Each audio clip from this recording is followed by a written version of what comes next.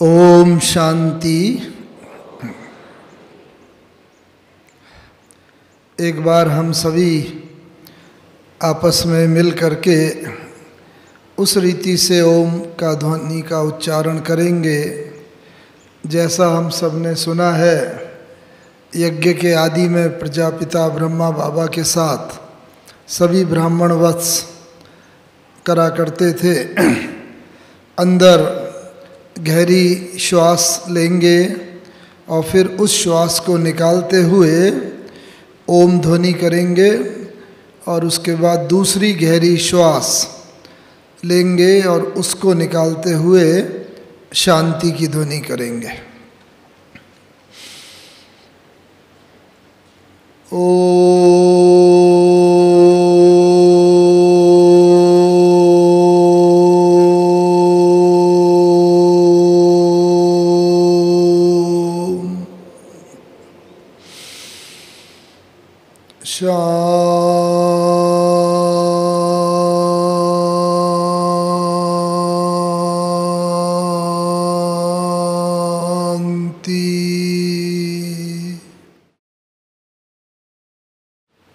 आज का जो विषय दिया गया है, क्लीन और क्लियर बुद्धि के द्वारा संपन्न व संपूर्ण स्टेज की प्राप्ति। तो आज की मुरली भी जो थी बाबा की, वास्तव में इसी विषय के ऊपर ही काफ़ी हद तक चली हुई थी।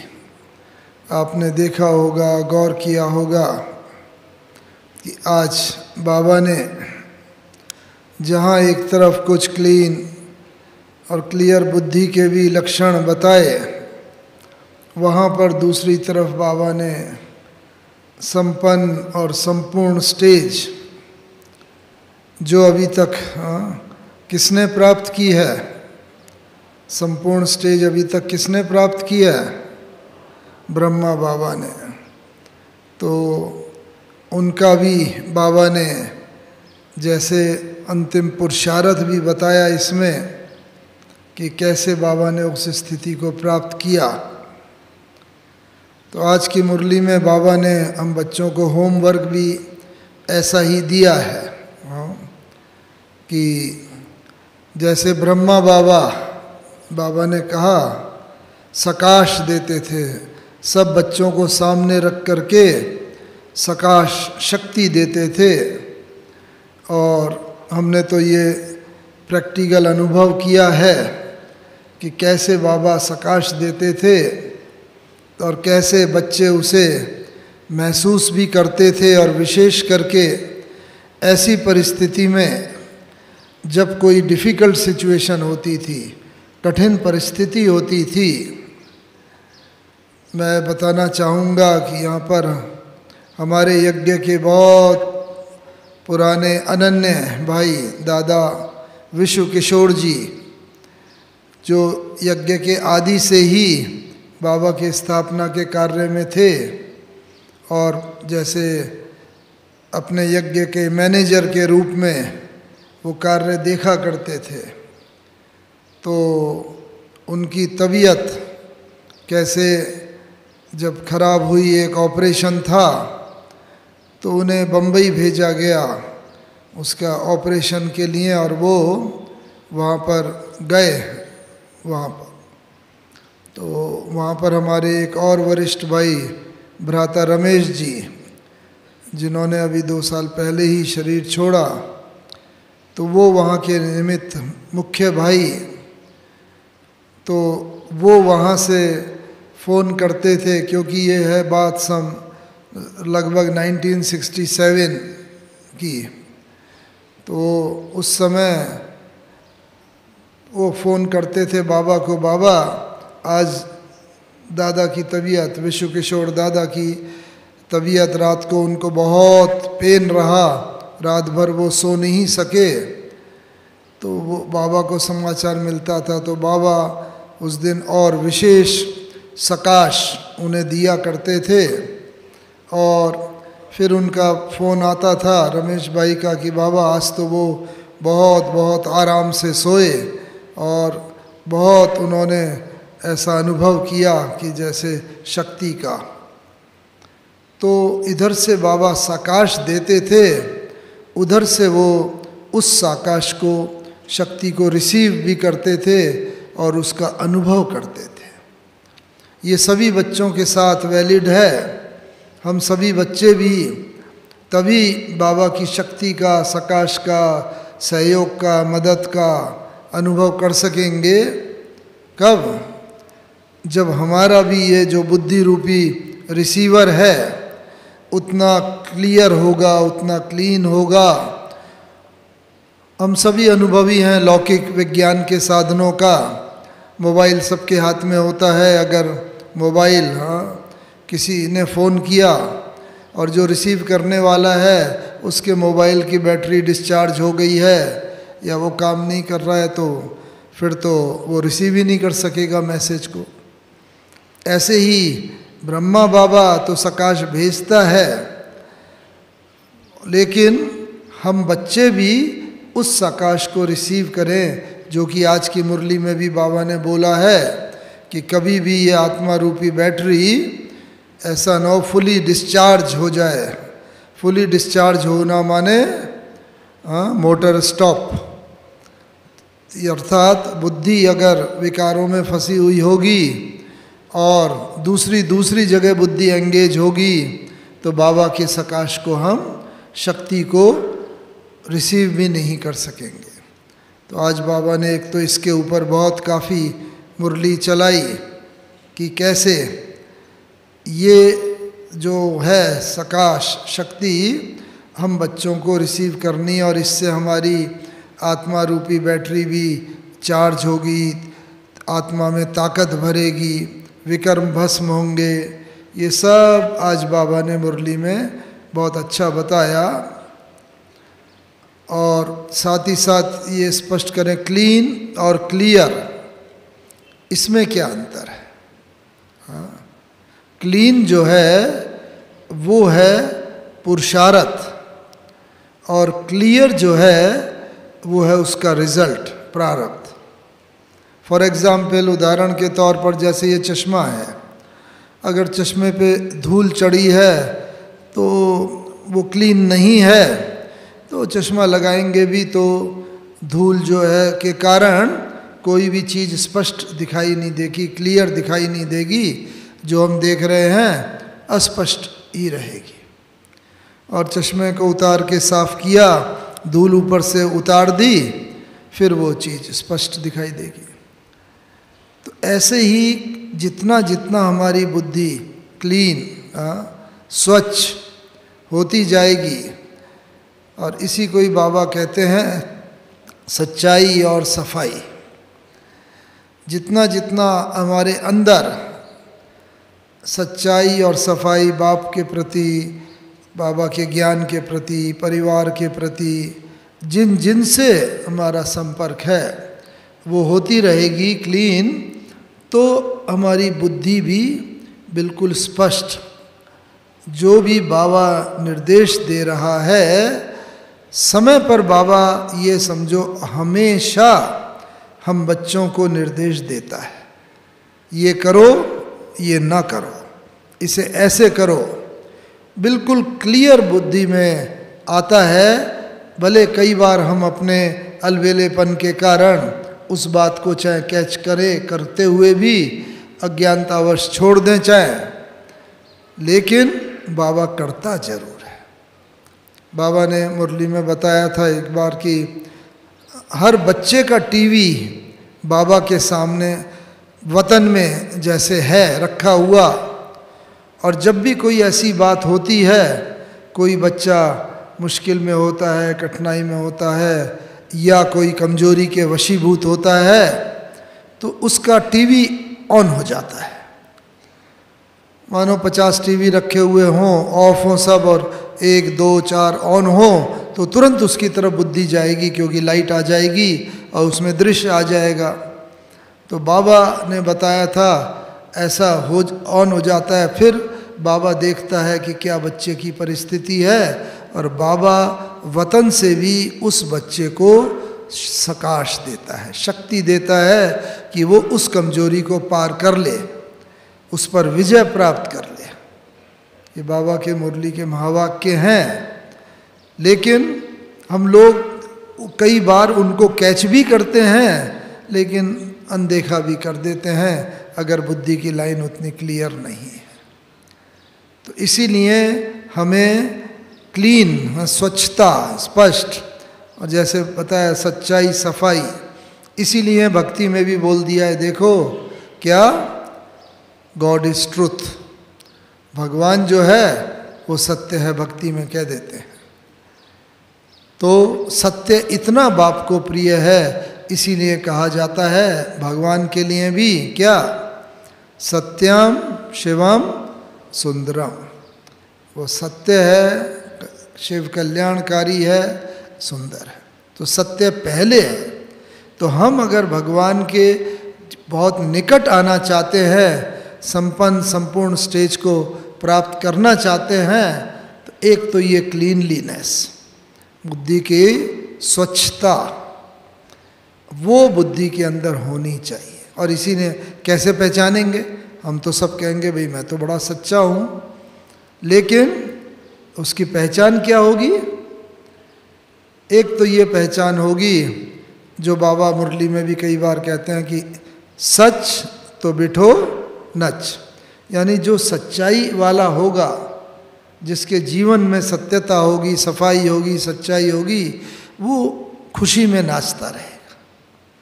कई बार हमारे यहाँ जो एक भाई थे बेंगलोर में, अंगना भाई करके, बाबा उनका उदाहरण देते थे, बहुत खुशी में नाचता रहता है। और ऐसे बच्चे भी, कोई भी जो सच्चे होंगे वो खुशी में नाचते रहेंगे। और क्या पहचान है?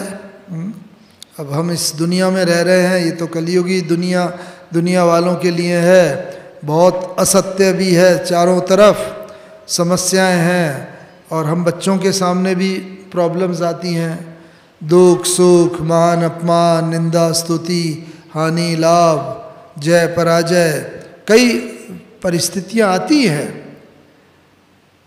तो क्या होगा? जो बच्चा सच्चा होगा ना, तो उसकी दूसरी पहचान ये होगी, जो भक्ति में भी हम लोग कहते हैं, कई बार ज्ञान में भी, कि सच की नाव डोले डोले लेकिन डूबे नहीं। उसके सामने परिस्थितियां आएंगी, परेशान करेंगी, करने का प्रयास करेंगी, लेकिन उसे ये अडिग विश्वास होगा कि ये परिस्थिति के कारण मेरी जीवन रूपी नैया हिल रही है, लेकिन डूब नहीं सकती, क्योंकि भगवान इसका खुद खिवैया है। और जितना ये नशा उसको होगा, बस ये उसको कभी भी परिस्थितियों से हारने नहीं देगा, और वो हर परिस्थिति में समान हो जाएगा। एक ये इसकी पहचान होगी।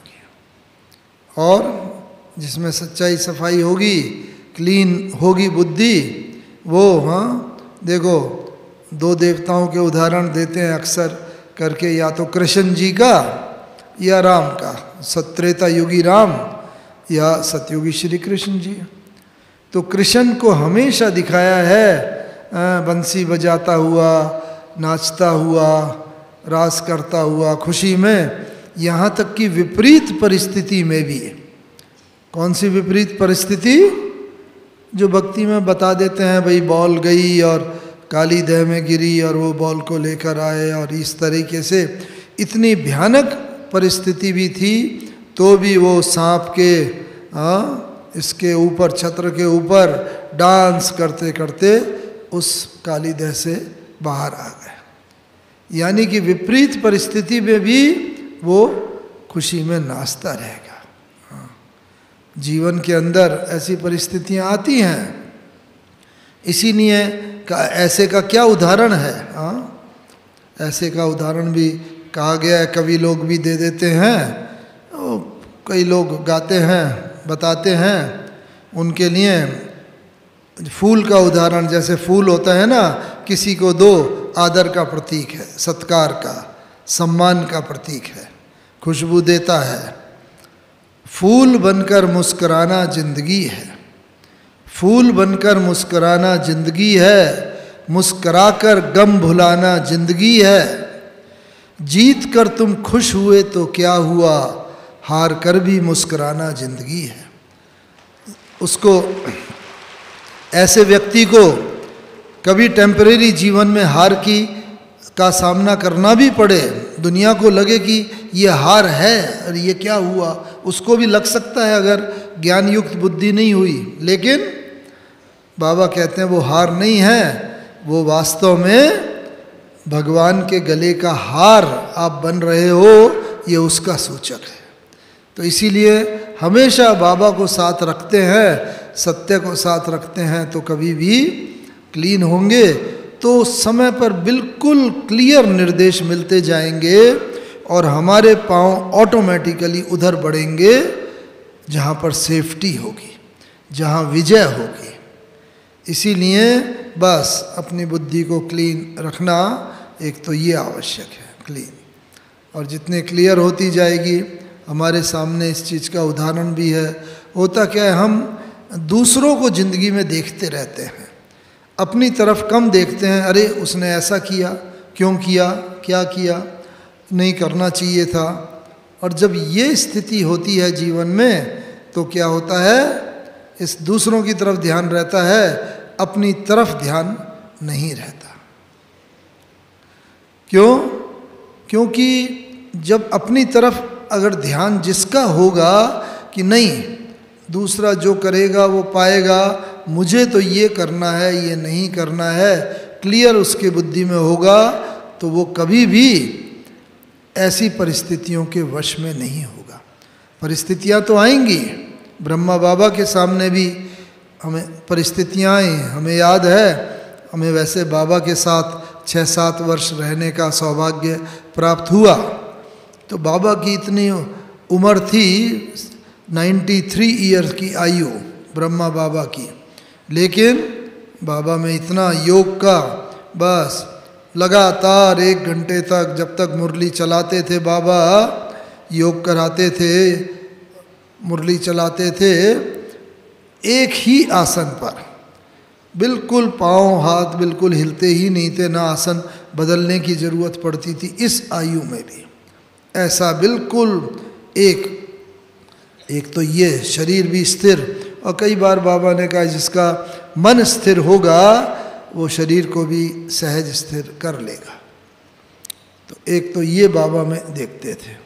लेकिन अंतिम जन्म है, इतना 62-63 जन्मों के विकर्म हैं आत्मा के ऊपर, वो सब भी इस अंतिम जन्म में चुकतू करने हैं। बाबा ने स्पष्ट ज्ञान दे दिया है।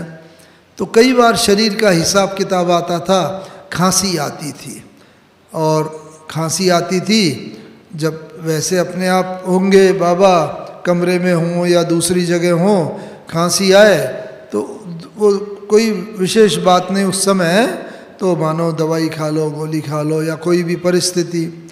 लेकिन क्लास में जब खांसी अगर आती थी, कई बार हम देखते थे बहुत तेज़, तो गला साफ़ करने की बाबा को ज़रूरत पड़ती थी।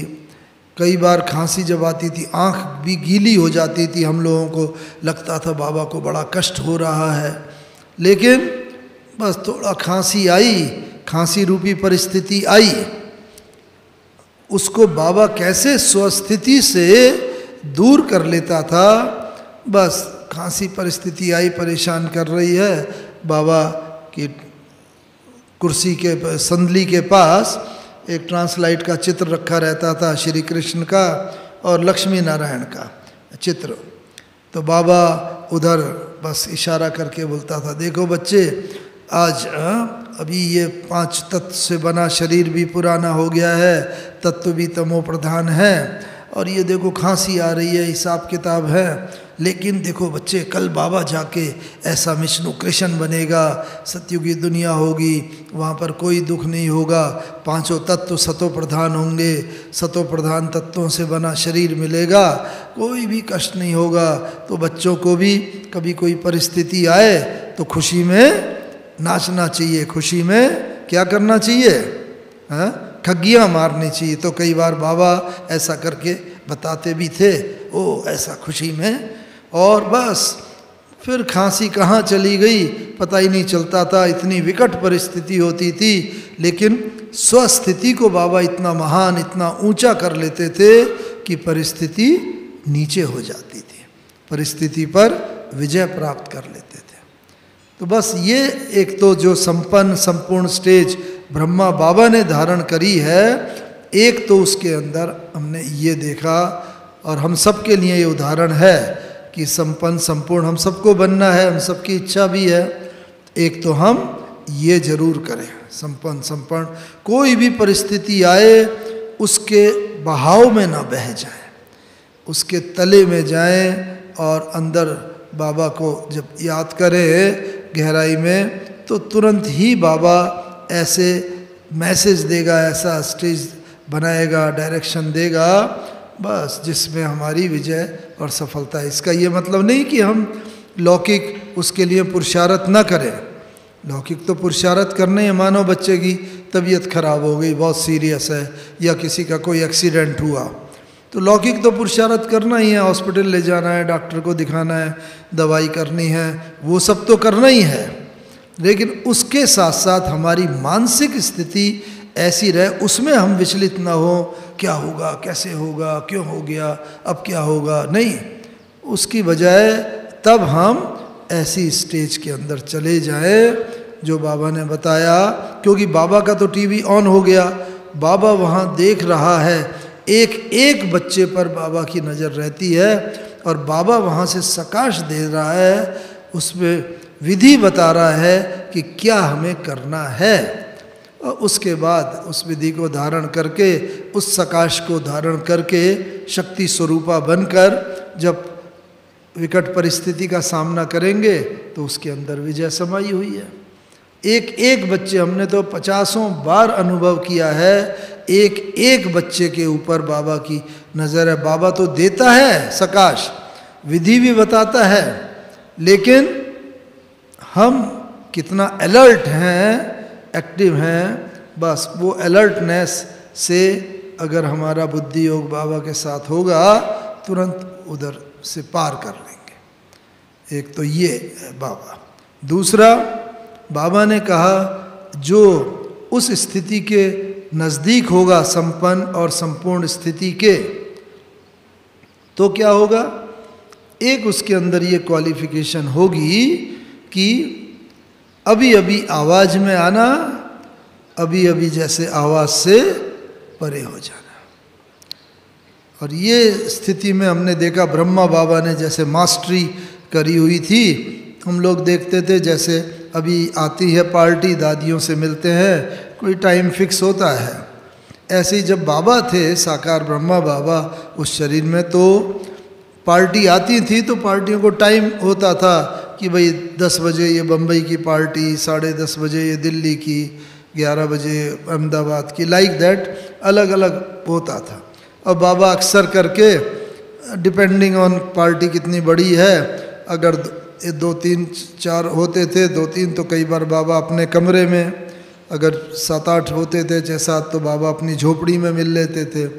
और अगर 10, 12 या और बड़ी पार्टी होती थी, उस समय तो यही पार्टियां बड़ी गिनी जाती थी, 10, 12 से ज़्यादा, तो बाबा हिस्ट्री हॉल में, जिन्होंने पांडव भवन देखा है, आप लोगों ने भी देखा होगा, तो बाबा वहाँ मिलते थे। तो बस जैसे बाबा पहले से बैठे हुए हैं, बाबा की याद में हैं, तो ब्राह्मणी आती थी और बस बाबा के सामने खड़ी हो गई। बाबा की आंख भी खुली है, लेकिन बाबा जैसे इस शरीर में है नहीं, आवाज़ से परे की दुनिया में, और बस आंख खुली हुई वो सामने आके खड़ी भी हो गई। कई बार बाबा को ख्याल नहीं होता था, तब ब्राह्मणी टीचर कहती थी बाबा बाबा, तो बाबा कई बार जैसे कोई ध्यान नहीं था, साक्षात्कार नहीं, आंख बंद नहीं, लेकिन जैसे बुद्धि का योग बाबा के पास सूक्ष्म वतन में, मूल वतन में होता था। और बाबा एकदम, हाँ बच्ची बोलो, कि बाबा मैं फ़लानी जगह से आई हूँ, पार्टी बाहर खड़ी है, ले आऊँ? हाँ हाँ बच्ची लेके आओ। तो जैसे बाबा आवाज़ से परे रहते थे और उस समय आवाज़ में जैसे आए और पार्टी बाबा से मिलती थी। हाँ, बाबा से मिलने के बाद एक एक से बाबा, हमें तो कई बार अनुभव है, खड़े भी होके बाबा से मिलते थे, आओ बच्चे, ऐसे कई बार बाबा हाथ फैला देते थे, आओ मीठे बच्चे, बस। और चुंबक की तरह जैसे ना खिंचते हुए बिल्कुल देहभान से परे बाबा की बाहों में चले जाते थे। कोई भी हो, चाहे देहधारी पुरुष, स्त्री, बच्चा, बूढ़ा, जवान, और बस ऐसे विदेहीपन का अनुभव करते थे, अशरीरी, भूल जाते थे शरीर को। फिर ऐसी स्थिति का कुछ सेकंड, कुछ मिनट और अनुभव करते थे। उसके बाद बाबा ऐसे धीरे धीरे, हाँ बच्चे, हाँ बच्चे, आओ आओ, तो ऐसे थपथपा के जैसे शरीर में ना फिर कोई आत्मा निकल के जाती नहीं है, लेकिन कॉन्शियसनेस जैसे चेतनता आत्मा से विड्रॉ होके एकदम बाबा के पास, जैसे ऐसा अनुभव होता था, मैं विदेही अशरीरी आत्मा हूँ। क्योंकि बाबा की शक्ति इतनी होती थी, बस वो शक्ति का अनुभव बाबा उस समय बच्चों को कराते थे। फिर उसके बाद बच्चे मिलते थे, हालचाल बाबा पूछते थे, मुंह में टोली खिलाते थे, एक जाता था फिर दूसरा आता था, फिर तीसरा, हर एक को ऐसी स्थिति का अनुभव होता था। तो ये हर एक कोई जैसे आना ही नहीं चाहता था कि हम देह की दुनिया में आएं और फिर अपने कारोबार में लगें। विचित्र सा ये आभास होता था। तो ये आवाज़ से परे जब चाहें चले जाएं, जब चाहें करा सकें, और आवाज़ में आने की स्थिति ये तो हम सबको पहले से ही है कि आवाज़ में तुरंत आ जाते हैं। तीसरा बाबा ने बताया, जब संपन्न और संपूर्ण स्टेज जिसकी होगी, होती जाएगी, उससे सब लोग एक अनुभव करेंगे और उसे स्वयं भी अनुभव होगा कि जैसे अभी अभी मैं इस जन्म की आकारी फरिश्ता स्वरूप हूँ और अभी अभी जैसे भविष्य देवता स्वरूप। तो बस ये वर्तमान स्वरूप जो है वो तो ये है ही है, लेकिन बस या तो मैं इस जन्म का जो ब्राह्मण जन्म का लक्ष्य है, आकारी फरिश्ता स्वरूप, उसका अनुभव होगा, या भविष्य देवता स्वरूप का। केवल अपने को ही नहीं होगा, दूसरों को भी होगा। और हमने देखा कितनी बार हम बाबा के पास जाते थे और बाबा बैठे हैं तो ब्रह्मा बाबा को देखते थे, बस एकदम सडनली धुंधला सा कुछ होता था, वहाँ पर कृष्ण का अनुभव होता था, विष्णु का अनुभव होता था। कोई ध्यान का पार्ट नहीं, साक्षात्कार का पार्ट नहीं, लेकिन बाबा की अपनी स्टेज ऐसी कि बाबा जब जिस स्वरूप में जाता था, उस स्वरूप का अनुभव देखने वालों को भी होता था। ये एक तीसरा लक्षण है, संपन्न और संपूर्ण स्टेज का है लक्षण। और बहुत बार देखा बाबा मधुबन के आंगन में भी टहला करते थे, कभी हाथ पीछे करके और बस टहल रहे हैं, और दूसरों को हमें कितनी बार ऐसा अनुभव, सारा वातावरण इतना स्पिरिचुअली चार्ज हो जाता था। ये अनुभव, यही अनुभव हम लोग कई बार दादियों से भी करते हैं। दादियों के पास हमें याद आता है, दादी प्रकाशमणि जी के साथ बहुत बार बाहर भी जाना हुआ, यहाँ पर भी रहना हुआ, देखते थे बस ऐसा अनुभव। बस दादी का कई बार डॉक्टर आता था, दादी आपको तो बहुत दर्द हो रहा होगा इसमें, तो कहते हैं नहीं मुझे तो बिल्कुल नहीं हो रहा। नहीं नहीं दादी, आप हम बच्चों का दिल रखने के लिए कह रही हो कि दर्द नहीं, इसमें तो बहुत दर्द। नहीं नहीं, जब कभी कुछ अगर बात होती है, मैं तो अपने को शरीर से विड्रॉ कर लेती हूँ, अलग हो जाती हूँ। दर्द शरीर को होता रहे, चाहे मुझे तो अनुभव ही नहीं होता, दर्द का, दुख का अनुभव ही नहीं होता, तो मैं आपको कैसे बोलूँ कि मुझे दर्द हो रहा है।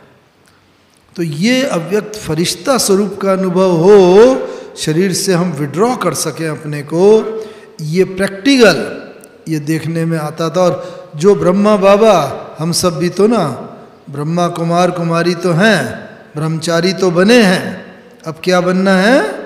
ब्रह्माचारी। बाबा ने कहा पवित्रता की तो धारणा की है, तभी तो यहाँ आए हैं। इधर, लेकिन ब्रह्मचारी तो बने हैं, लेकिन ब्रह्मचारी ब्रह्मा बाबा के कदम पर कदम रखते हुए ऐसी संपन्न और संपूर्ण स्टेज को हमें प्राप्त करना है जो बाबा ने करके दिखाई। और क्या बात देखी, मैंने बताया था ना, जैसे बहन जी ने बताया भाई 17 जनवरी को 1969 इंजीनियरिंग पास करके हम आसाम में पोस्टेड थे, दूर से दूर। जब हम आसाम जा रहे थे तो बस इतनी दूर, वहाँ कोई सेंटर नहीं था। हमने बाबा को बोला, बाबा उधर जाना हो रहा है और हमारी तो दिल नहीं है उधर, इतनी दूर वहाँ सेंटर ही नहीं है, पास में पास सेंटर भी कलकत्ता है 1000 किलोमीटर दूर। तो हम, बाबा ये हमारे पास दूसरे जॉब और हैं 2 डिपार्टमेंट के, हम उसमें ज्वाइन कर लें। तो बाबा ने कहा नहीं बच्चे, बाबा ही तुम्हें वहाँ भेज रहा है। क्यों? क्योंकि वहाँ के बच्चे, वहाँ कोई गीता पाठशाला भी नहीं थी, क्लास भी नहीं चलती थी। मैं ये 1969-70 की बात कर रहा हूँ, 70 की नहीं बल्कि 67 की। जिस साल पास किया था इंजीनियरिंग, उसी साल मेरी पोस्टिंग वहाँ हुई थी। बाबा भेज रहा है, वहाँ के भोले वाले बच्चे इंतज़ार कर रहे हैं, भगवान का आवाहन कर रहे हैं, इसीलिए तुम्हें निमित्त बना के बाबा वहाँ भेज रहा है। और हमने भी ये अनुभव किया, कुछ अनुभव नहीं था, न सेवा का अनुभव, न भाषण का अनुभव, कुछ भी नहीं, न हमारी बहुत ज़्यादा कोई प्रदर्शनियाँ या ऐसा होते थे, किसी चीज़ का नहीं। लेकिन बाबा को अपना काम कराना होता है ना, तो बाबा अपना काम जैसे करा लेता है। और बाबा कई बार बोलता है ना, जब मैं देखता हूँ कि समझने वाले बड़े अच्छे आए हैं और समझाने वाले में उतनी योग्यता नहीं है, तो बाबा क्या करता है, समझाने वाला जो होता है उसमें बाबा प्रवेश करके भी अपना काम कर लेता है। तो ये हमने कई बार अनुभव किया कि इस चीज़ की तो बिल्कुल योग्यता नहीं थी अंग्रेजी में भाषण करने की। ऐसे अंग्रेजी का ग्रुप आ गया वो विदेशियों का, और तो बाबा को आवाहन करके, बाबा आपका ही काम है, आपको ही उन्हें समझाना है। और बाबा ने ऐसे समझाया, बस निमित्त भले देखने में ये शरीर आता हो, लेकिन करन करावन हार तो बाबा है, और ऐसी उसमें मिली।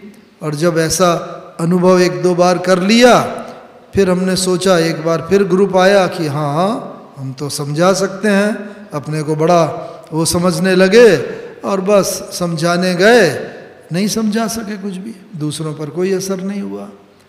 तो बाबा चाहता है कि हम जो भी सेवा करें वो बाबा को अर्पण करके करें। बाबा पर अर्पण, तेरा तुझको अर्पण क्या लागे मेरा। तो इस तरीके से ये अनुभव किया, और ये बाबा का हम यहाँ अनुभव करते थे।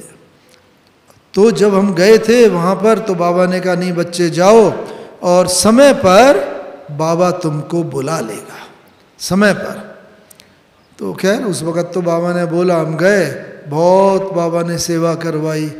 बस बाबा जो आत्माएं आती थी, थोड़ी सी सेवा, जो एक लक्षण होता है कि भाई बाबा कहता है बच्चे जब निस्वार्थ भाव से सेवा करते हैं, पुरुषार्थ कम सफलता ज़्यादा, बहुत कम। तो हम तो निमित्त जाके थोड़ा सा पुरुषार्थ करके चित्र खोल करके बैठ जाते थे, लोग आते थे, समझते थे, और कई लोग समझ करके समझते समझते ध्यान में चले जाते थे।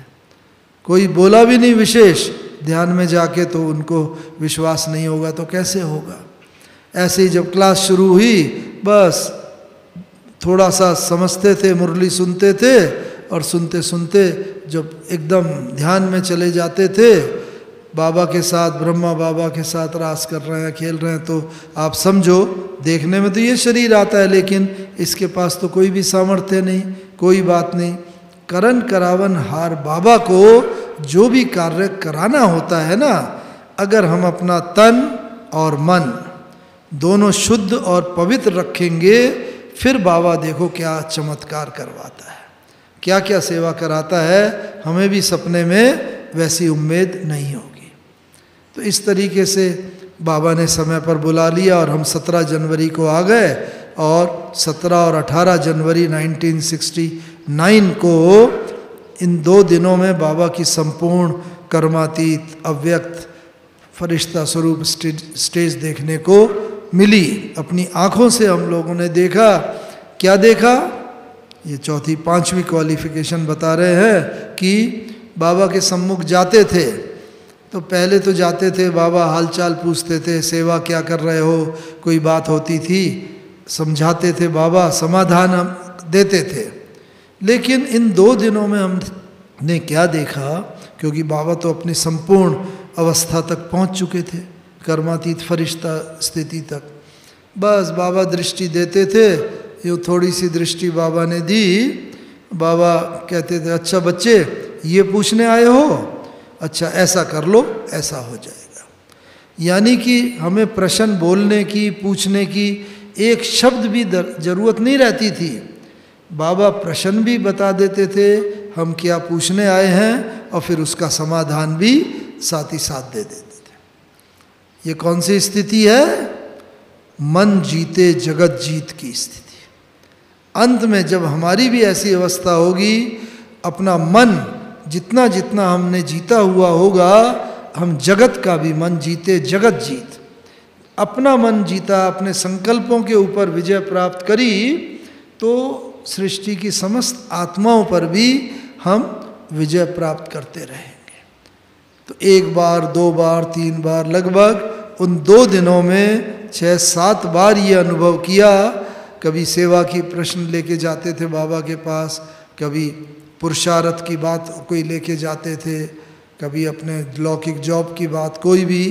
बस बाबा तो बस दृष्टि दे करके, मन के भाव पढ़ करके, ये संपूर्ण कर्मातीत अवस्था बाबा ने इतनी हाई स्टेज बना ली थी मन जीते की, संकल्पों के ऊपर संपूर्ण विजय। और इस कारण से जिसने मन जीत लिया उसने तो जगत जीत लिया। तो मन जीते जगत जीत की ये स्टेज का अनुभव किया। ये हमने और भी अनुभव किया। क्लास में हम बैठे हुए थे, 18 जनवरी की रात्रि क्लास, बाबा मुरली चला रहे थे, हम सम्मुख बैठे हुए थे। बस मुरली सुनते सुनते ही मुरली लगभग ख़त्म होने वाली थी।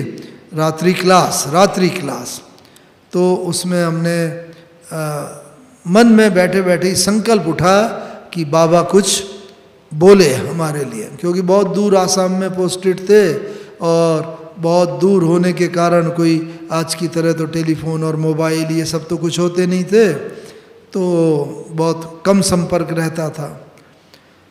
तो मन में ये संकल्प आया बाबा कुछ बोले। अब बाबा की तो कर्मातीत अवस्था थी और रिसीवर बिल्कुल क्लियर, ट्रांसमीटर, हमें ये संकल्प आया और संकल्प आने की देर नहीं हुई, बाबा का रिसीवर तो इतना क्लीन और क्लियर, तुरंत बाबा को टच हुआ, बाबा ने कैच किया और बाबा ने तुरंत ही नाम लेकर के कुछ महावाक्य उच्चार दिया। देखो ये बच्चा मोहन है, बहुत मीठा बच्चा है, कभी किसी की निंदा नहीं करेगा, बहुत मीठा, अंत तक संपूर्ण बन जाएंगे। ऐसे करके बाबा ने महावाक्य कुछ उच्चार दिए। लेकिन मुख्य बात ये बताना चाहते हैं इसमें कि हमारे मन में अगर कोई संकल्प होता है और सच्चे दिल से बाबा को करते हैं तो बाबा उसका किसी न किसी तरीके से उत्तर देता है जो हम तक पहुंचता भी है। अभी भी आप कभी 18 जनवरी की वो सीडी लो, ऊपर तो मिलती है, यहाँ का मालूम नहीं, पेन ड्राइव के अंदर होगी कि 18 जनवरी की रात्रि जो बाबा की अंतिम साकार मुरली है वो बाबा का मुरली दे दो, पेन ड्राइव वगैरह मिलती होगी तो उसमें भी आप सुनोगे। उस मुरली की एक विशेषता और थी जो संपूर्ण कर्मातीत अवस्था की तरफ लक्षण दिखाती है बाबा के। क्या? कि उस दिन बाबा को एक बार भी न तो खांसी आई, न एक बार भी गला साफ करने की ज़रूरत पड़ी, जो इस बात का सूचक है कि जब अंतिम कर्मातीत अवस्था हमारी भी होगी तो शरीर के सब कर्म भोग के ऊपर हमारा योग बल विजय प्राप्त कर लेगा। योग बल हमारा इतना बलशाली हो जाएगा कि शरीर के कर्म भोग हमें हैरान नहीं कर सकेंगे। और बस पूरा का पूरा मुरली में एक बार भी बाबा को ऐसी ज़रूरत नहीं पड़ी। तो बाबा ने भी जब शरीर छोड़ दिया था तो उसके बाद जब 12 दिन भोग लगाते हैं तो एक दिन भी 5वें दिन या कुछ था शायद, बाबा से बच्चों ने पूछा संदेशी के थ्रू, बाबा आपकी अंतिम स्टेज क्या थी जब आप शरीर छोड़ रहे थे? ये बहुत आवश्यक है हम सब के लिए, क्योंकि हम सबको भी इस स्टेज से पार करना है। ये इस शरीर का ये हमारा अंतिम पेपर है। बहुत पेपर आएंगे, सबके सामने आते ही हैं, लेकिन ये अंतिम पेपर, जितने भी बचे खुचे हिसाब किताब होंगे वो सारे इस शरीर के थ्रू ही हमें चुकतू करने। तो बाबा से पूछा, बाबा आपकी कैसी स्टेज थी जब शरीर छोड़ा? तो बाबा ने बताया, बच्ची मैं अंत समय में ना दोनों की बहुत युद्ध चल रही थी। एक तरफ कर्म भोग, शरीर के जो बचे कुचे योग बल रोग थे भोगना थी, बहुत फोर्स में थी, बहुत दर्द था शरीर में, हार्ट में बहुत पेन था जैसे, क्योंकि बाबा ने कई बार साकार मुरली में भी बोला है शरीर छोड़ने का कोई ना कोई कारण तो निमित्त बनेगा ही। और सबसे अच्छा कारण कौन सा शरीर छोड़ने का? कौन सा? बाबा ने बोला है हार्ट फेल। तो अंत में बहुत युद्ध चल रही थी। एक तरफ योग बल की, बाबा की याद भी थी, दूसरी तरफ कर्म भोग, दर्द भी बहुत था। तो पहले तो ये कर्म भोग बहुत ज़्यादा था और याद उतनी ज़्यादा पावरफुल नहीं थी, लेकिन धीरे धीरे जितनी जितनी याद पावरफुल होती चली गई उतना ये कर्म भोग हल्का होता चला गया और ये दर्द की महसूसता नहीं रही। और अंत में योग बल ने कर्म भोग के ऊपर विजय प्राप्त कर ली और आत्मा जैसे मक्खन से बाल की तरह निकल के चली आई। ये हम सबको भी इसी स्थिति को पाना है। उस योग कर्म भोग से हम घबराए नहीं, जो कभी कभी बहुत दर्द के रूप में, बहुत कष्ट के रूप में आता है।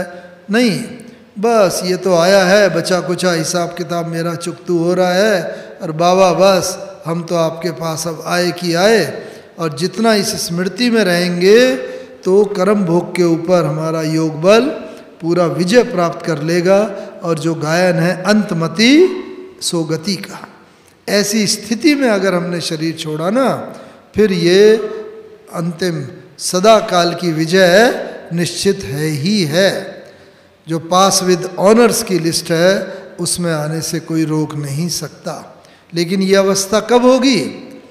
जब इसका बहुत समय तक अभ्यास होगा, बहुत समय तक अभ्यास होगा कि शरीर के कर्म भोग हों लेकिन मुंह से आह भी ना निकले। बस ये हो रहा है, ये चुकतू हो रहा है, बाबा बस मैं आत्मा पावन बन रही हूँ, आपके पास आने की तैयारी हो रही है। और आत्मा तो पावन बन के, क्योंकि परम धाम जो है वो तो पावन धाम है, अपवित्र आत्मा तो जा नहीं सकती। तो पावन धाम आत्मा में, पावन धाम में जाना है, पवित्र बन के ही जाना है। अब या तो ऐसे पवित्र बने या कोई सजा खा करके, या फिर बाबा ने कहा अगर अंत समय कोई दूसरा याद आ गया, संबंधी याद आ गए, व्यक्ति और याद आ गए, वस्तु याद आ गई, वैभव याद आ गए, कुछ भी याद आ गया, तो उस हिसाब किताब को चुकतू करने के लिए फिर वहाँ जन्म लेना पड़ेगा। और वहाँ जन्म लिया तो फिर जिंदगी के पहले 8-10 साल तो वेस्ट चले गए। जब तक बच्चा बने तब तक तो बच्चे रहे, तब तक तो पुरुषार्थ होगा नहीं। एक बाबा का ये देखा कि अंत समय में भी सबके मन की स्थिति जान गए, मन जीते जगत जीत। तो ऐसे ही बाबा हम बच्चों को भी बनाना चाहता है कि हम बच्चे भी ऐसी हमारी मानसिक स्थिति हो जाए कि बस जो भी व्यक्ति आए अंत समय में कहने का तो चांस होगा नहीं, भाई मेरी ये इच्छा है, मेरी इच्छा पूर्ण कर दो, ये बात है। नहीं, व्यक्ति आए, उसके चेहरे से, नैनों से हम पढ़ लें क्या इसकी आवश्यकता है। और हम तो दाता, सब शक्ति गुणों से भरपूर अगर होंगे, हम उसको वो वरदान दे सकेंगे, वो दान दे सकेंगे, वो वरदानी मूर्त बन करके तब हमारी वो स्थिति होगी। और वो आत्मा बस फिर वो बाबा ने कहा है रोती हुई आत्मा आए, हंसती हुई चली जाए, इतना आपके सम्मुख परिवर्तन हो जाए। अशांत आत्मा आए, आपके सम्मुख आते ही शांति के सागर में लहराने का अनुभव करती चले। दुखी आत्मा आए, सब दुख भूल करके जैसे मैं न्यारी हो गई सुख में के सागर में मैं लहरा रही हूँ, वैसा अनुभव करती हुई उसका रूप बदल जाए। लौकिक दुनिया में भी रूप बदलने की शक्ति किसके अंदर होती है? अग्नि के अंदर। अग्नि के अंदर कोई चीज़ डाल दो, उसका रूप बदल जाता है पूरा। तो ऐसे ही हमने भी जब ज्वालामुखी योग की स्थिति हमने धारण की हुई होगी, तो ज्वालामुखी योग के अंदर जो भी आत्मा आएगी उसके स्वरूप, ये ब्रह्मा बाबा की अंतिम स्टेज हमने अपनी आंखों से देखी। संकल्प हुआ, तुरंत बाबा ने सिद्ध कर दिया जो भी आत्मा है के अंदर। और अंत में ये भी अनुभव होगा कि भाई कोई थोड़ा बहुत भी कोई ऐसा काम तो नहीं है जो पेंडिंग हो रहा हुआ हो और वो खींचता रहे। अंतिम दिन, हाँ, बाबा ने पहले कहा ईशु दादी को, जो ईशु दादी यहाँ विश्व कल्याणी में रहती है, शुरू से ही बाबा के लेटर्स लिखा करते थे, बाबा लिखते थे, उसका ट्रांसलेशन करते थे, बाबा के पीए के रूप में जैसे वो थे, तो वो अनुभव करते थे।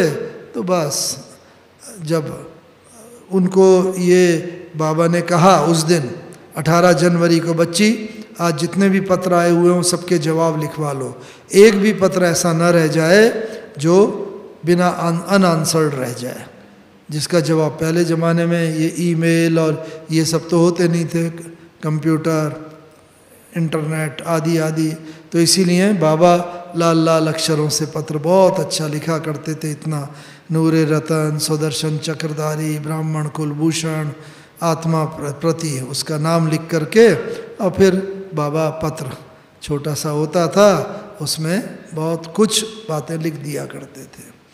तो बाबा ने सारे पत्र लिखवा दिए, क्योंकि एक भी अनआंसर्ड नहीं रहा।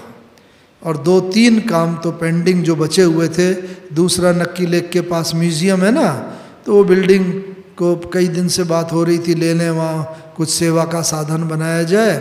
तो उस दिन बाबा ने वो भी क्लियर करा कि हाँ वो बिल्डिंग ले ली जाए।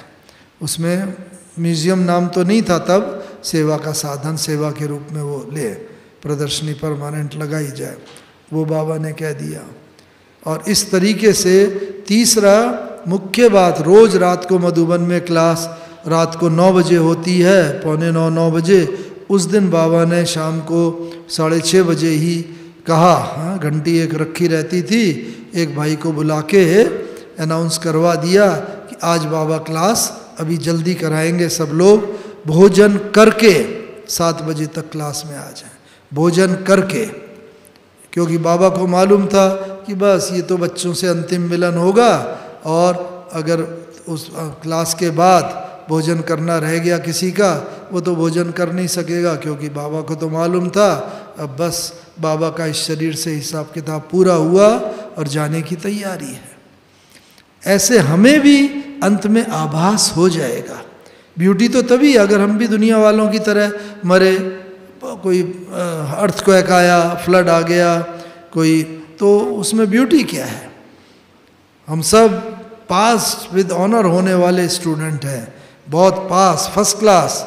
तो इसीलिए भगवान के घर में बैठे हैं, जो संकल्प करेंगे वो हमारा सिद्ध हुआ ही पड़ा है। हमें भी पहले से आवाज़, बस बाबा आपके पास आए तो देखो कोई भी काम ऐसा अधूरा, क्योंकि जो पेंडिंग काम होता है, अधूरा काम, वो अंत समय अपनी तरफ खींचता है और आत्मा शरीर से नहीं निकल पाती। भक्ति में भी कहते हैं कोई बहुत बीमार होता है, मरने वाला होता है, फिर भी मरता नहीं, शरीर नहीं छोड़ता। क्यों? भक्ति में कहते हैं भाई ये फलाने का इंतज़ार कर रहा है, फलाना आ रहा है। और जैसी कई बार अक्सर देखा, हमने भी खुद देखा, उसका इंतज़ार होता है, वो आए, देखा, बस जो बुझी का कहना सुनना हुआ करा, और उसके बाद वो आत्मा शांति से शरीर छोड़ के चली जाती। ऐसे हम भी अपनी इच्छा से शरीर छोड़े, जो भीष्म पितामह का गायन है, तब तो ब्यूटी है। अगर हमने भी दुनिया वालों की तरह सबकी तरह शरीर छोड़ा तो क्या हुआ। और ये हमने ब्रह्मा बाबा को देखा, बाबा ने सब कुछ जैसे पहले से इनडायरेक्टली पत्र भी लिख दिए और वो बिल्डिंग का काम भी कर दिया, क्लास भी जल्दी कराई। और क्लास करा के बाबा फिर क्लास के बाद बोला, बाबा ने दरवाजे तक आके, अच्छा बाबा बच्चों से छुट्टी लेता है, विदा लेता है। और ये कह के बाबा गए कमरे में, दादी जी के हाथ में हाथ, नैन मुलाकात करते हुए, अपनी शक्तियों की विल देते हुए करते हुए चले गए, छोड़ दिया। बस इस तरह हम बच्चों को भी यही ऐसी अवस्था को धारण करना है, संपन्न और संपूर्ण स्टेज। बाबा ने कहा अगर कर्मातीत स्थिति हुई और तुरंत शरीर छोड़ दिया तो क्या फ़ायदा। कर्मातीत अवस्था हो और उसका कुछ दिनों तक, कुछ समय तक अनुभव करें।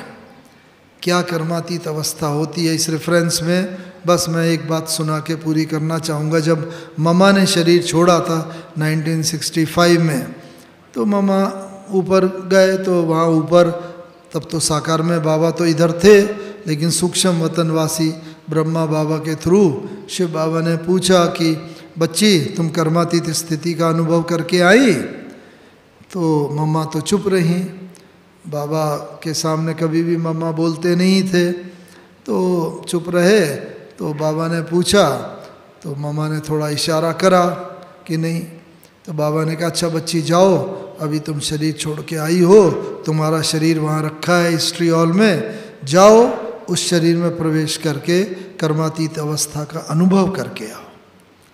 तो बाबा ने मम्मा को ऊपर से भेजा नीचे, और थोड़े समय के बाद फिर मम्मा जब ऊपर गए तो बाबा ने पूछा बच्ची अनुभव किया क्या कर्मातीत स्थिति का। तो मम्मा ने कहा नहीं। क्यों बच्ची। कि बाबा जब मैं गई शरीर में तो शरीर तो ठंडा पड़ चुका था, शरीर के अंदर कुछ चुरपुर हुई नहीं।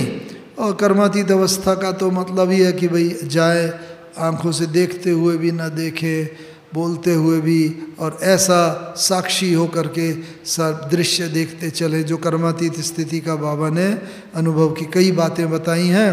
लेकिन शरीर तो वर्किंग होना चाहिए ना, और शरीर ही जब मृत हो गया, ठंडा पड़ गया, आँख नहीं खुले, कान नहीं सुने, तो कैसे अनुभव।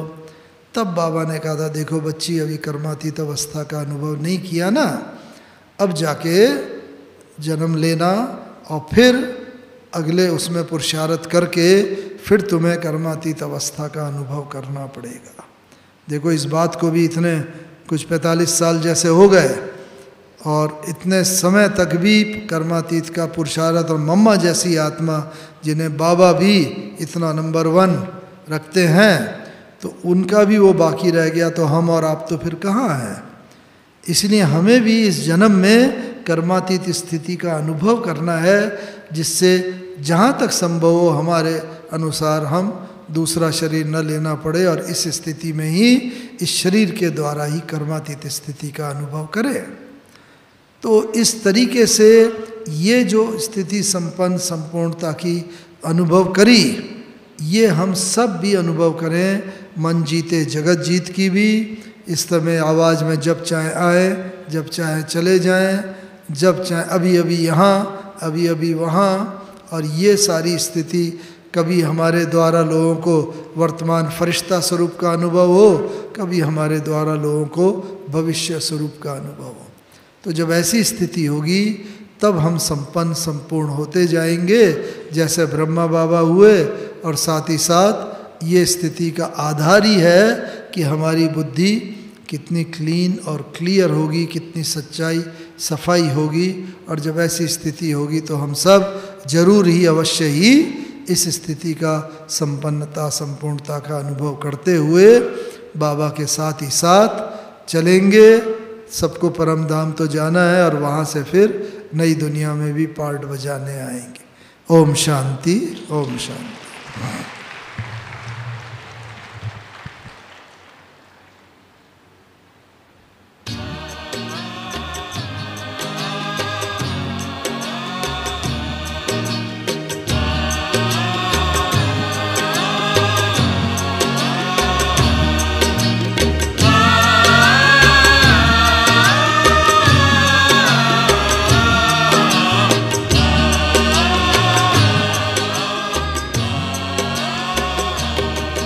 प्रभु आपके यूं तो हम सारे पलकों में पलते बच्चे हैं, पर आपको वो बेहद प्यारे जो दिल के सच्चे सच्चे हैं। प्रभु आपके यूं तो हम सारे पलकों में पलते बच्चे हैं, पर आपको वो बेहद प्यारे जो दिल के सच्चे सच्चे हैं।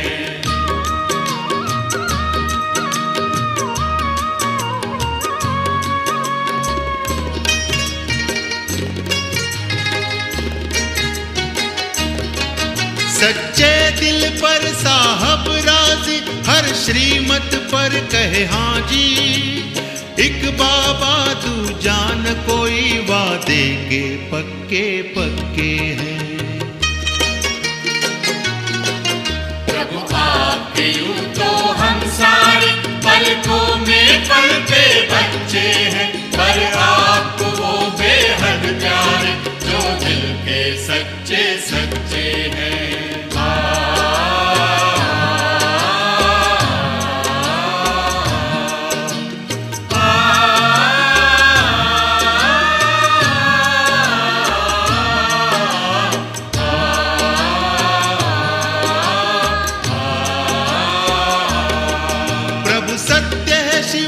सुंदर है सच पर प्रभु प्यार निरंतर है, सांच को कोई आँच नहीं, खुशियों में नाचते रहते